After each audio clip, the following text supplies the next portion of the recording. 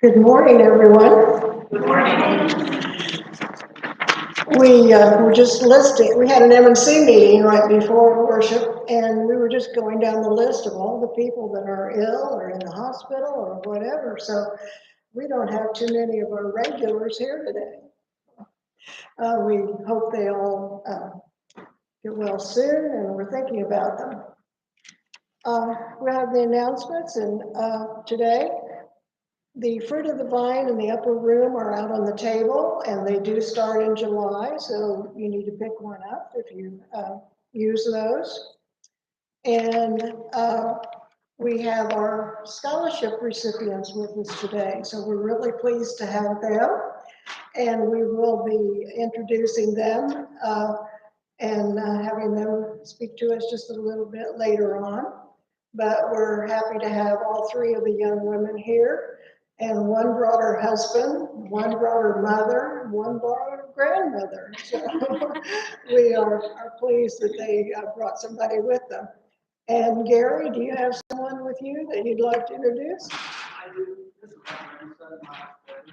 He is here and I'm grateful to join us. Yes. And do I remember hearing him say that you go to IU? Yeah. Oh, good. Good. I have a grandson there too, who will be a sophomore. And you'll be a sophomore? Good. Glad you're here. Bob, it's good to see you. And we hear Jeff has some problems this morning. And I got a text from Ruth Coverdale, and she said Bob has a swollen foot and more blood clots. And she has some stomach issues, so they're not here today. And we need to for sure hold Bob in our prayers with the blood clots aren't something that are something that we need to pay attention to, and he's had some issues with that. And of course, Sherry isn't here, or I wouldn't be up here. Sherry has this job, and she is still really fatigued, has no energy from having been through COVID the last 3 weeks. And I don't know if all of you know, but Charlotte Smith was here last Sunday, seemed just fine. By Tuesday, she was in the hospital on a ventilator. So she was diagnosed with pneumonia. And then when they were doing a procedure, her lung was nicked and it collapsed.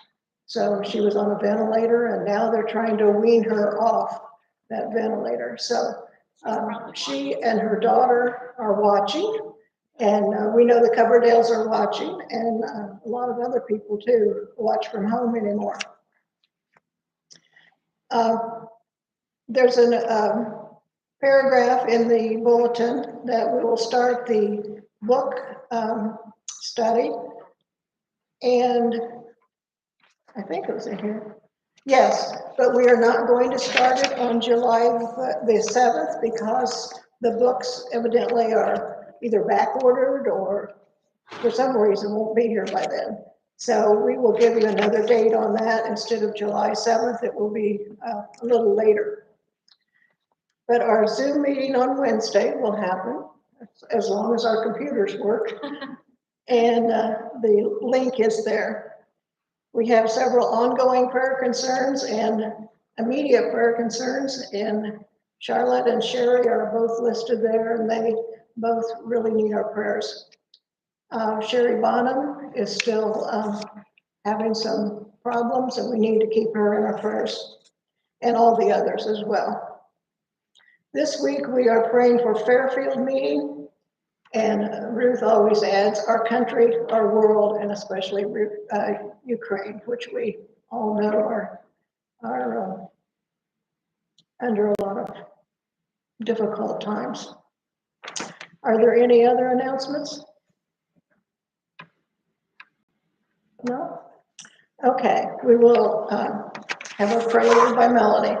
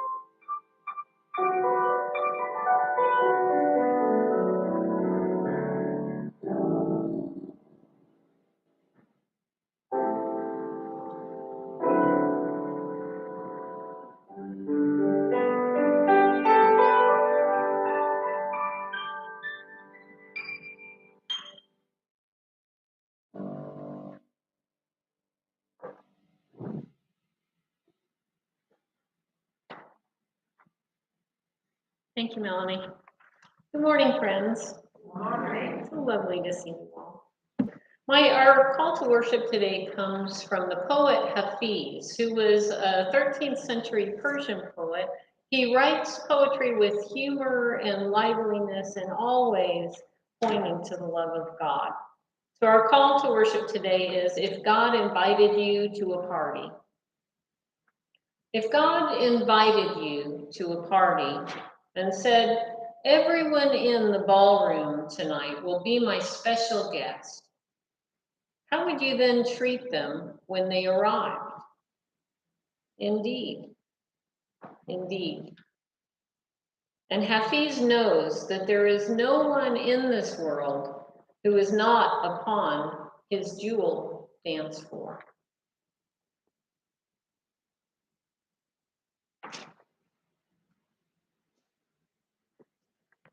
Will you please stand, and we'll have our first hymn, number 237, How Firm a Foundation. And we're going to sing verses 1, 2, and 4.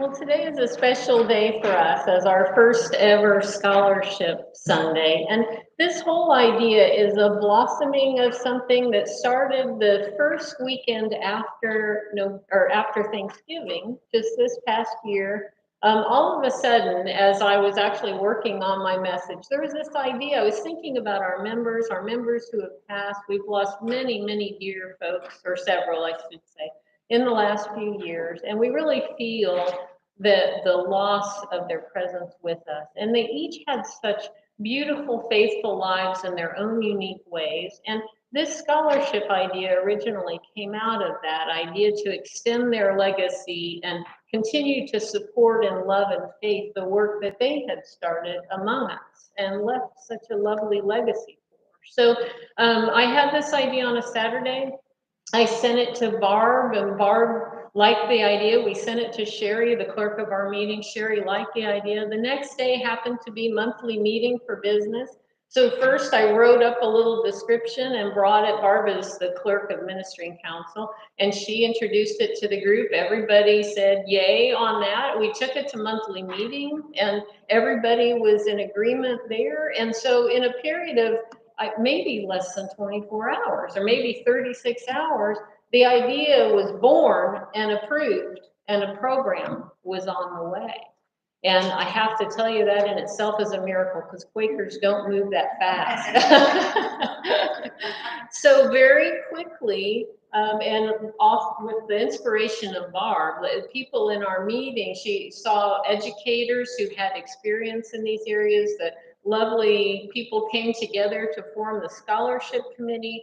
We met several times, and in very short order, in just a couple of weeks, we were able to put together a scholarship application and the full description of the programs. We identified the different scholarship areas and we started to get it out to meetings in our yearly meeting. And so we sent out full packets, application packets to every Quaker meeting in Western Yearly Meeting. And the idea was originally to provide a college scholarship award to undergraduate and graduate students who have shown career interests in one of 6 different areas of academics. So there's music, architecture, music, agriculture, service, education or library science, special education, or school administration at a master's level as well. And so these are the scholarships that we offered. There's the Leanna Roberts Music Scholarship, and that's for students pursuing a career in music or music education. The Phil Wise Agriculture Scholarship for those pursuing a career in agriculture sciences or something related. The Jim Smith Service Scholarship for students with a demonstrated heart for service, which could include all kinds of things: social work, medicine, nursing, counseling, ministry, and more. The Gwen Tetrick Teaching Scholarship, which is for students pursuing a degree in education or library science. The Evelyn Coverdale Special Education Scholarship for students pursuing a career in the area of special education, teaching or occupational therapy, physical therapy, speech or language pathology, school psychology, those kinds of helping professions in education. And then the last is the Everett and Jerry Latham Leadership Scholarship. Everett was a principal for many, many years here in Noblesville. And that's for master's level students who are pursuing service as school administrators. So just very quickly, from idea to team to out in the public, out in the wild, this idea really took on a life that was encouraging and hopeful, and so exciting to see God truly doing a new thing among us. And, you know, one of the, if I could say perhaps heartaches of our meeting is that we're all getting older. Most of us are retirement age or close to it. We rarely have little ones unless they come to attend as grandchildren or great-grandchildren of our members. And so participating in this also brings our hearts a sense of new life and support for the next generation and those who are going to be doing really important things in our world. So it gives us a larger extended family to support in prayer and effort, and also just that feeling of God continuing to do good in the world. And if we can help with that, how much the better. So we're going to talk first about the Phil Wise Agriculture Scholarship. Phil Wise was a consummate farmer, in touch with the wisdom of the ages in terms of how to care for the land and crops and animals. And he served as the director of the Hamilton County Farm Bureau Cooperative. He was the director of the Tipton Federal Land Bank Association, a leader of Hamilton County 4-H.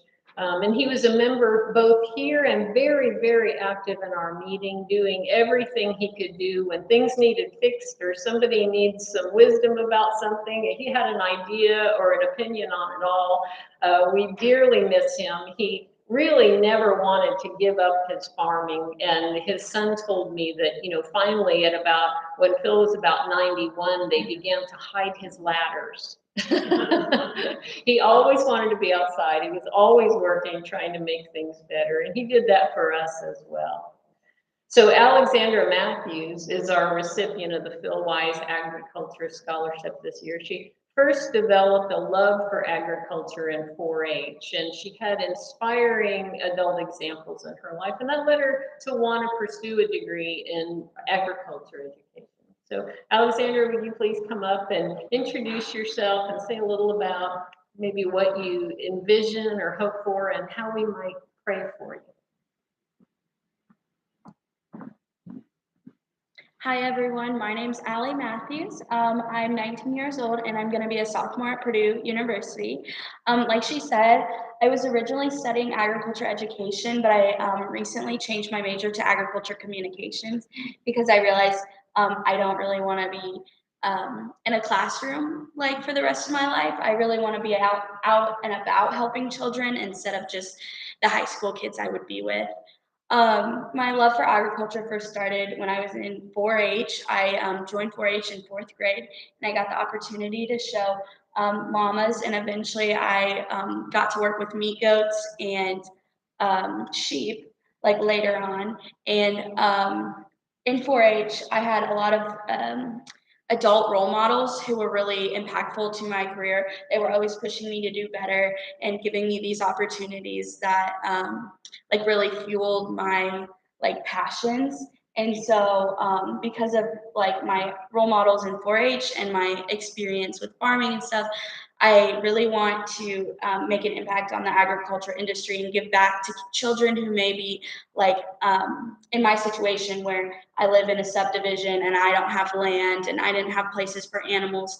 And so I want to share that passion with other children who may be in the same situation and give them the same opportunities that I had. Thank you.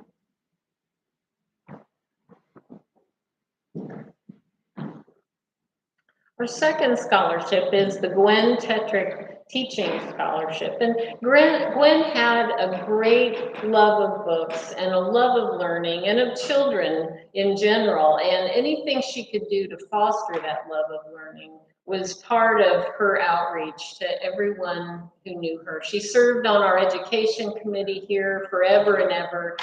We miss her dearly. And she started out as a librarian at Daleville Elementary School and then became a media specialist at Stony Creek. And later she worked at libraries again in both Noblesville and Fishers. And she was just a dedicated and active member here at Noblesville Friends. She gladly served wherever she was needed with such gentleness and humor and grace. She had a very dry sense of humor. She was very quiet when she talked, so you'd have to pay attention to catch on. But eventually she took over with Christianette, as I mentioned. She taught Sunday school, and she started some programs that we continue today. We have a mitten tree at Christmas every year, and people bring in all kinds of new mittens, gloves, hats, anything children will need to keep them warm when they're outside because so many things get lost. So we continue that in her honor, and I think this year we might have had a banner crop. I remember several bags going to the schools this year in honor of Gwen. So Jennifer Pardue is the recipient of the Gwen Tetrick Teaching Scholarship. And we loved, as we reviewed her application, the authenticity and openness that she shared and her great love of books and learning that we heard in her application. It was just reminiscent of Gwen's own love for the same passions. And so Jennifer, would you please come up and introduce yourself and maybe share something about your vision and maybe what we might pray for you.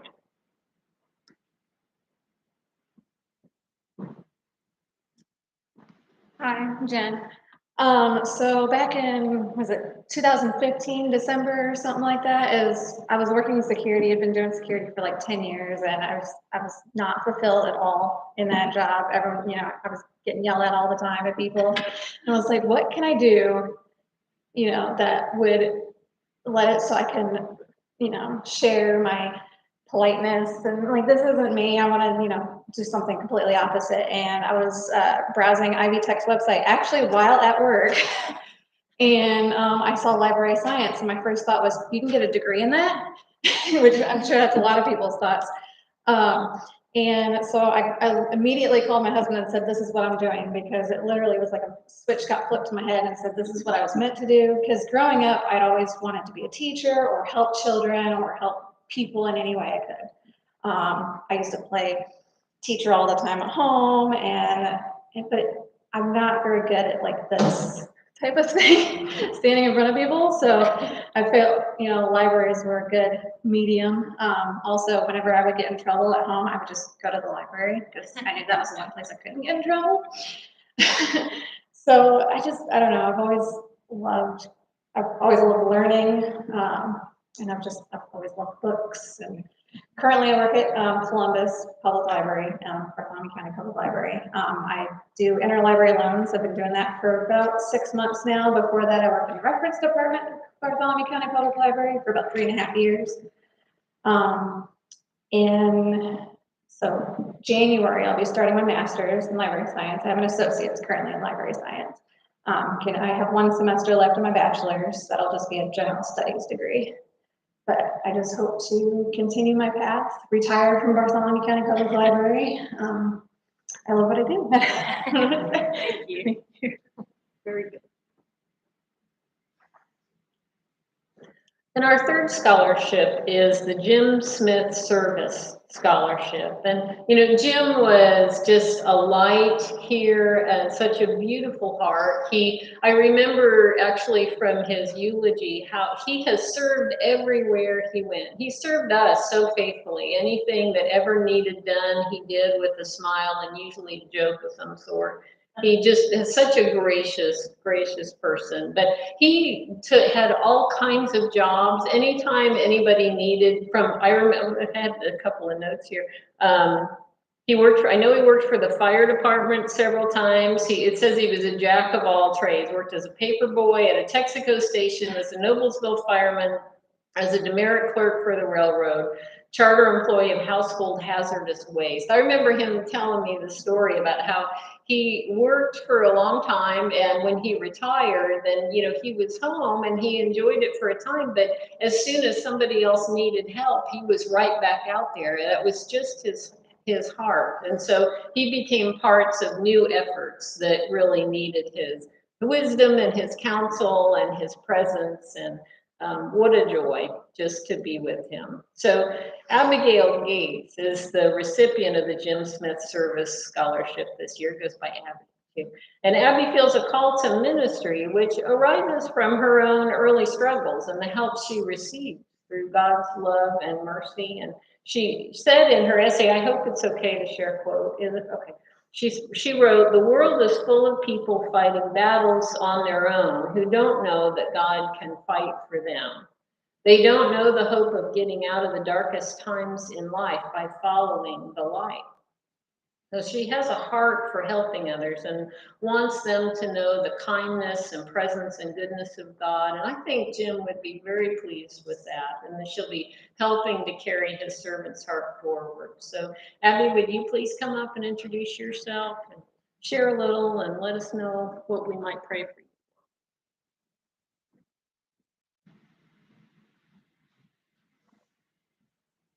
Good morning. I am 18 years old, and I will be going to College of the Ozarks in Point Lookout, Missouri this coming January. And I will be majoring in biblical and theological studies with an emphasis in apologetics. I have been involved in ministry since before I was born because my parents were involved in ministry, and so I was kind of introduced to that from a very, very early age. And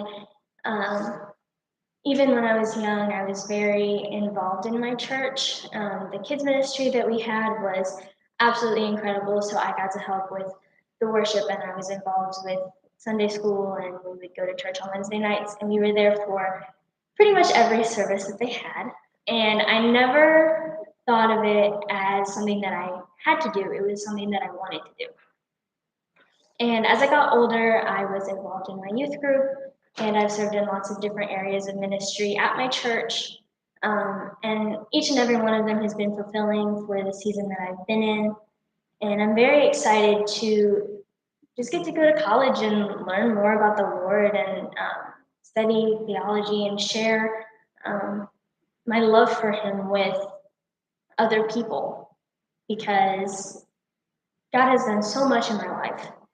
And I have so loved getting to see, even in my little sphere of friends and family, how I've been able to guide people to Him when they're also struggling. So I'm very excited to carry on this torch of ministry. So thank you very much.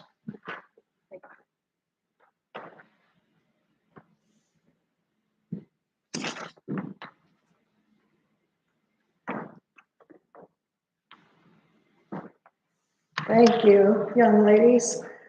I think sometimes when we get discouraged about the world, we need to think of these young people who are coming behind us and who have such good ambitions, and we'll leave the world in a better place with this kind of young person.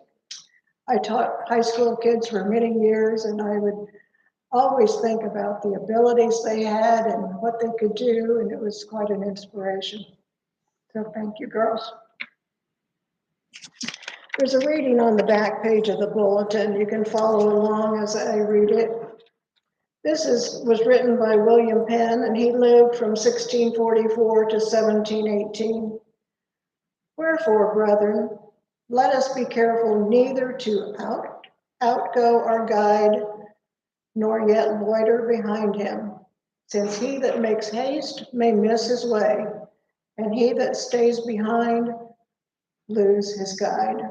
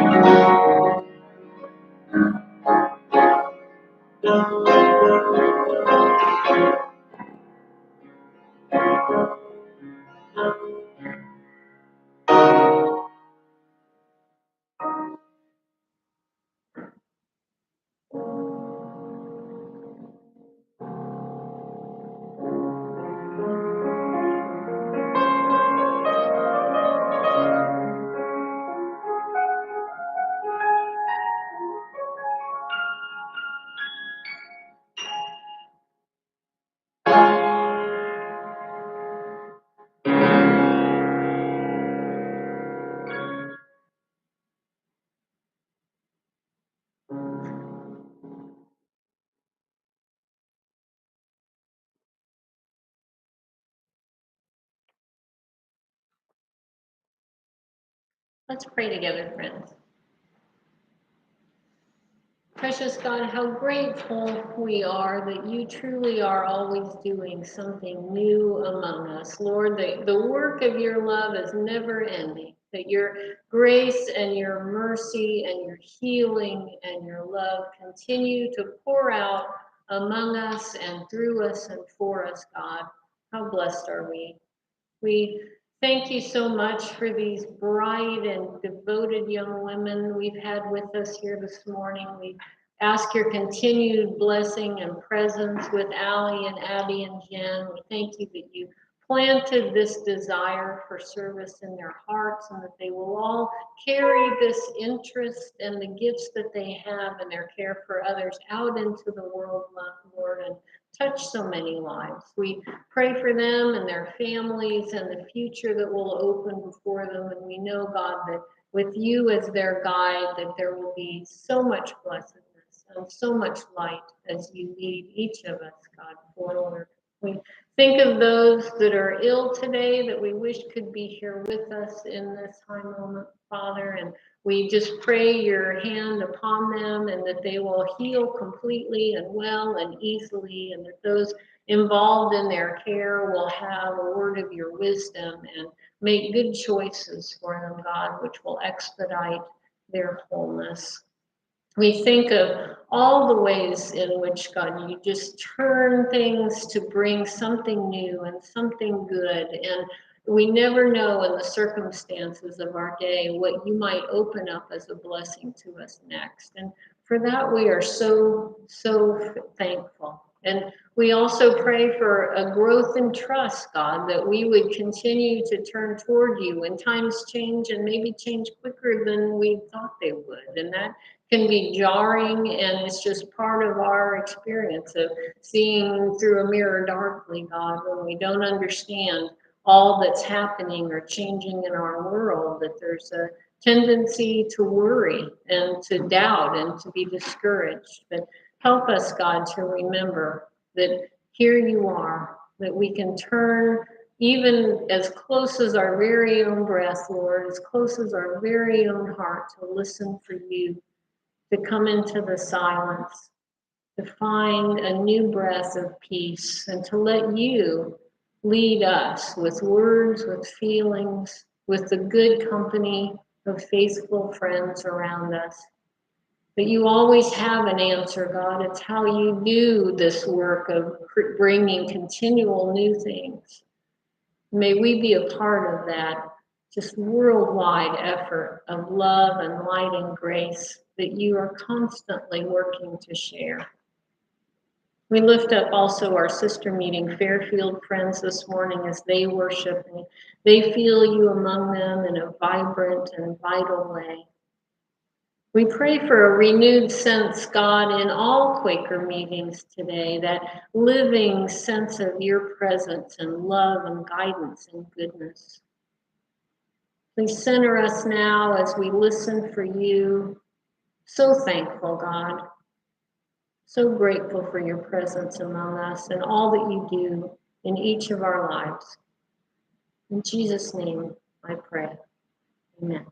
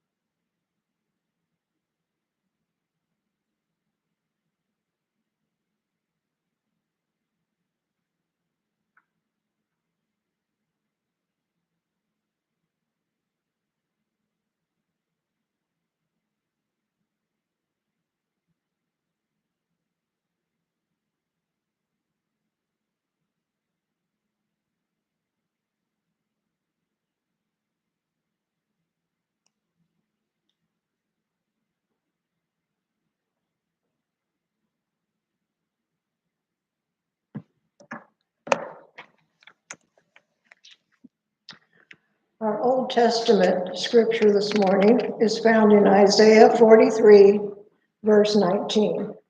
And I did notice that verse 19 is on the back of your bulletin. See, I am doing a new thing. Now it springs up. Do not perceive it? Do you not perceive it? I am making a way in the wilderness and streams in the wasteland. From the New Testament, Matthew 17, 1 through 9. After 6 days, Jesus took with him Peter, James, and John, the brother of James, and led them up a high mountain by themselves. There he was transformed before them. His face shone like the sun, and his clothes became as white as the light. Just then there appeared before them Moses and Elijah talking with Jesus. Peter said to Jesus, Lord, it is good for us to be here. If you wish, I will put up 3 shelters, one for you, one for Moses, and one for Elijah. While he was still speaking, a bright cloud covered them, and a voice from the cloud said, This is my son whom I love. With him I am well pleased. Listen to him. When the disciples heard this, they fell face down to the ground, terrified. But Jesus came and touched them. Get up, he said. Don't be afraid. When they looked up, they saw no one except Jesus. As they were coming down the mountain, Jesus instructed them, Don't tell anyone what you have seen until the Son of Man has been raised from the dead.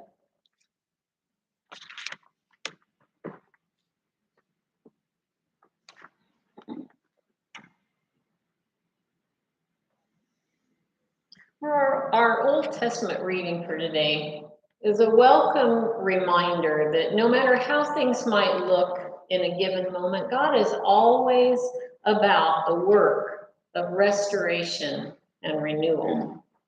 See, I am doing a new thing. Now it springs up. Do you not perceive it? I'm making a way in the wilderness, streams in the wasteland. Today, as we celebrate our scholarship recipients and the new ministry of Love God's opened up in our meeting, it's good for us to remember that, especially in times when we're feeling discouraged or times of uncertainty, when worries and troubles and hurts crowd their way into our thinking, there's something important we can remember and hold on to. God is always doing a new thing. And we all know this. We've seen it. It's the nature of life around us. No blossom is exactly like any other blossom. Each sunrise and sunset, completely unique. Our laughter, our prayers, our fingerprints, all are as unrepeatable as snowflakes. Our very lives demonstrate the fact that God is doing something new each day in us. We express the newness and the freshness of God. Now, Peter and James and John saw this with their own eyes, although I'm not sure they could hardly believe it. The transfiguration is a high moment in Jesus' life and ministry. And the all too human men with him suddenly saw his full divinity revealed. For a brief moment, they saw that of God in Jesus, the one who would be called Christ. And in our tradition, George Fox said some 400 years ago that the light of Christ, quote, leads us to walk cheerfully over the world, answering that of God in everyone. I wonder how different our world would be if we were to recognize that all life is sacred, and if we saw God's handiwork in each circumstance and each character. If we could truly greet that of God in one another, not just here at Noblesville Friends, but all around the world, we bring in a new day of hope and encouragement and understanding and harmony. Anytime we give God the chance, God will do something new. When I was in seminary, I spent a whole semester studying the story of the Transfiguration. I'd been dreading that class because it was an exegesis class, which is all about deep and critical interpretation of texts, and you will probably enjoy that when you get there. I thought it was going to be hard and boring, most likely, but it was actually fascinating. We studied the context of the world in which the passage was written. We studied the people in the story, their beliefs and their backgrounds, their traditions and their culture. We went back to the Greek and looked carefully at the words and the phrasing. We explored what the gospel writer might have wanted to communicate in the specific way he told this story, which interestingly has different details where it appears in Mark and Luke. So ever since that time, the story of the Transfiguration has been one of my favorite passages. Jesus goes high up the mountain, perhaps to pray, and he takes only Peter and James and John with him. And while there, Jesus's appearance just begins to change. His face starts to shine. His clothing becomes white as the light, Matthew said. And in the next moment, Moses and Elijah appear and begin talking with Jesus.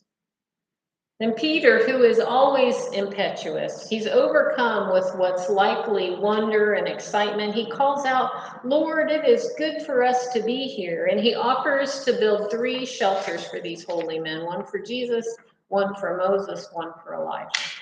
But before he'd even finished speaking, a huge bright cloud enveloped them, and a voice said, "This is my son, whom I love. With him I am well pleased. Listen to him." And there's an exclamation point at the end of that sentence. Listen to him. These men were given a direct order by the living God.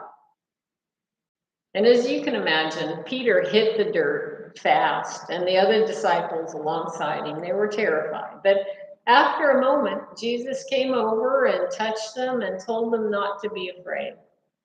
And as they slowly got up and dusted themselves off and looked around, they saw their expected reality seemed to be back in place. Jesus looked like Jesus.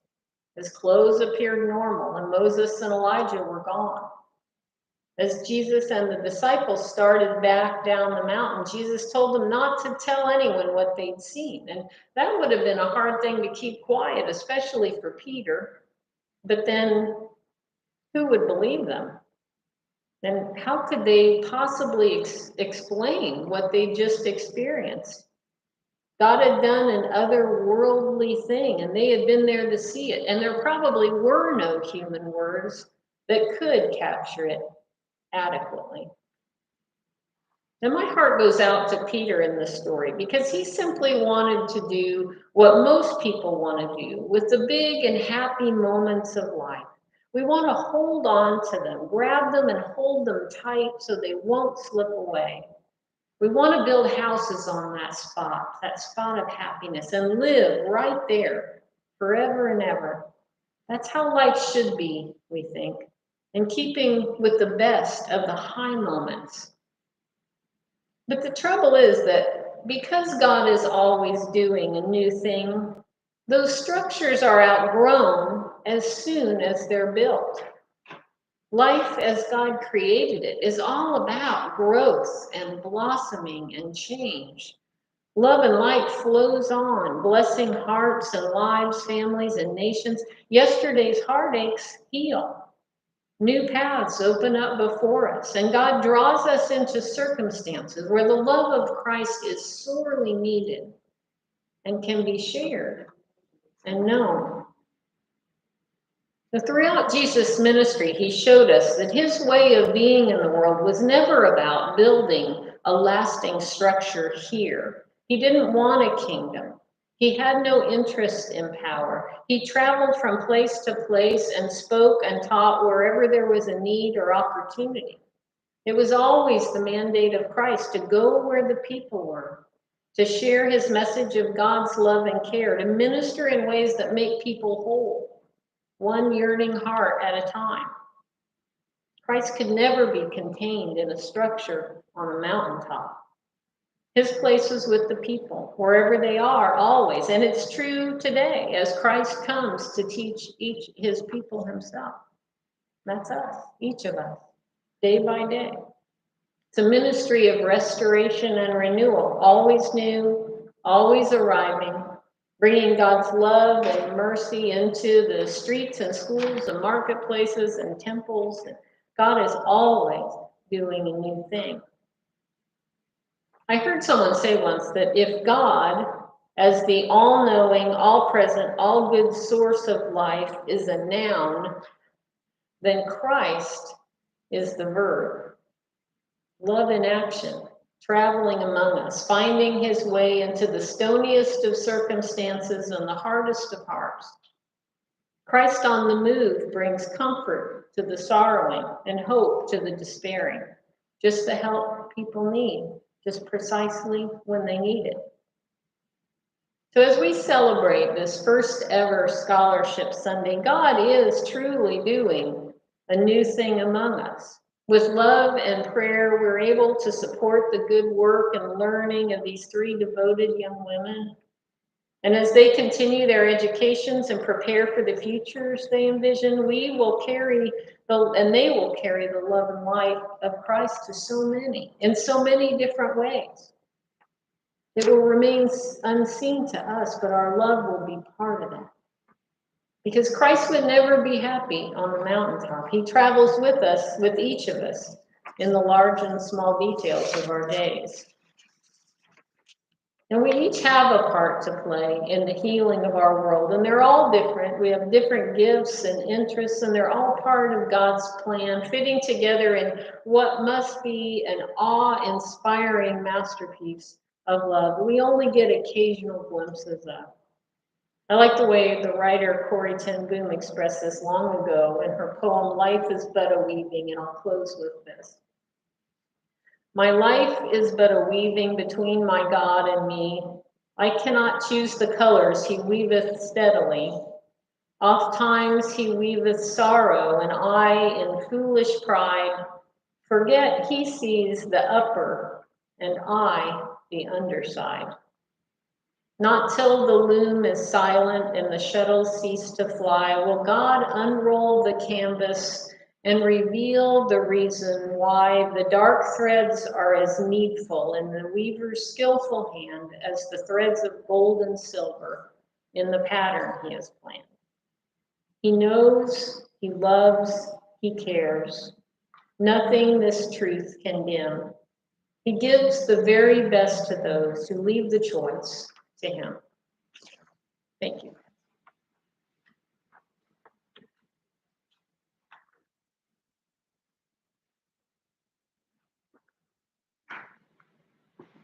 I hope you all plan to stay for lunch. I know there's plenty of food down there. Even if you didn't plan on it, rethink that because you'll be pleased, I think, with the food that has shown up. There's plenty for everybody. Also, we have been doing things a little bit different in our closing. We have a regular closing hymn, and then on the last verse of that, I would like the three young ladies to come down here in front because people may want to greet you. And also the scholarship committee, will you come down front also? On the last word, on the last verse of hymn 446. And then after that, I think it was maybe the week that Ukraine was invaded, our worship leaders suggested that we sing "Let There Be Peace on Earth," and that has become a tradition. So after our closing hymn, we do sing "Let There Be Peace on Earth," and the words are on the back of your bulletin. Not the notes, which I wish there were, but the words. So I'm beginning to learn the hymn, the music.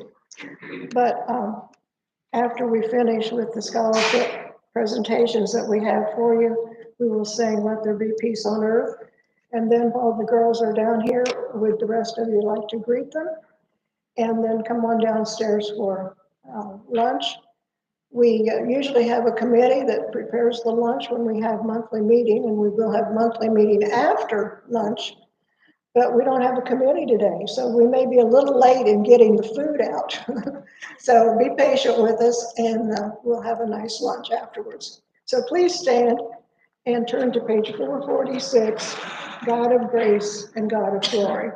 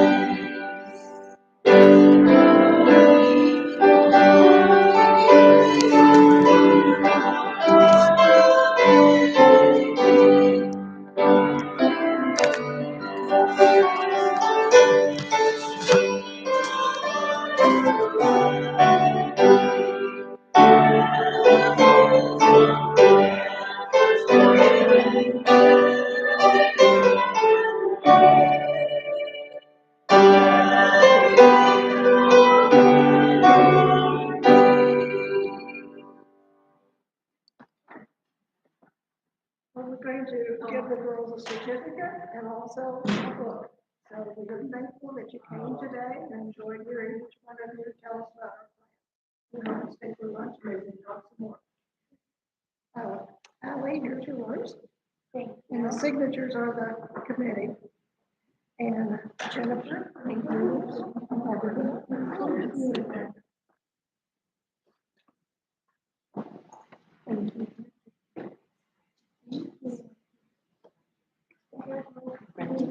Good luck. Thank you. Congratulations. Best of luck. Well done, Jen. Looking forward to seeing you again soon. Thank you. Well done.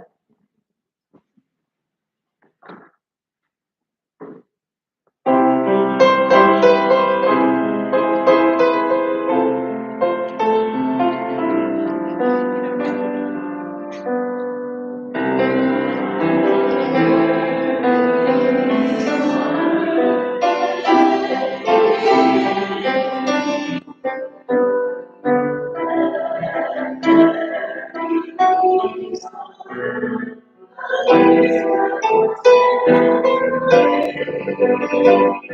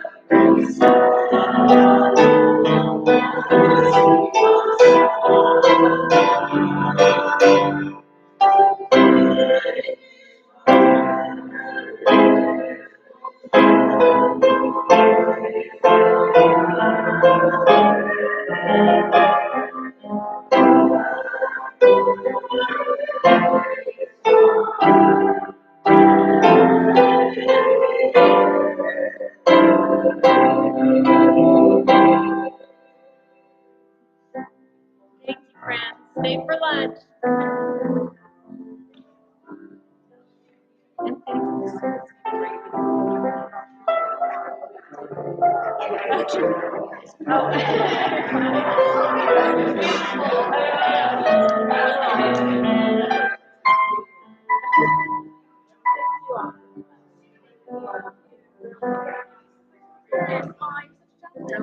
Bye, friends. We hope you're able to see and enjoy all that.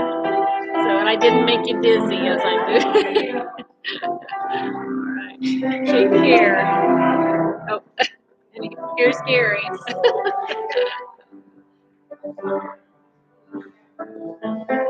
Oh, yes, Jeff, I agree with you. Doesn't that just touch your heart? My goodness. My goodness. Talk about hopefulness. Just lovely. All right. Have a good week. Everybody feel better. We miss you.